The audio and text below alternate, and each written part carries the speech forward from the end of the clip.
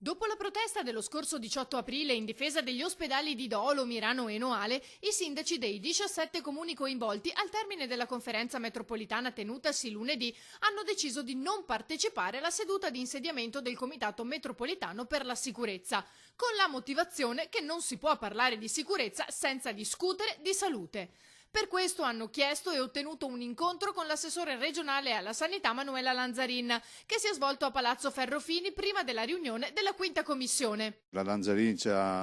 ieri abbiamo chiesto l'incontro e oggi ci ha incontrato, è sempre stata un assessore che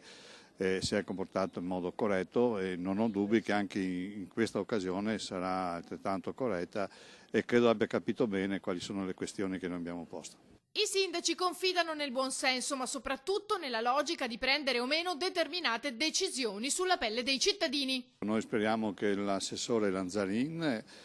capisca che quello che noi proponiamo è un vero e proprio atto di giustizia. L'abbiamo invitata a confrontare la nostra ex AS13 con altre realtà simili alla nostra in termini di abitanti e abbiamo, numeri alla mano, dimostrato che dalle altre parti i posti letto sono oltre 600 e da noi vengono portati a 500.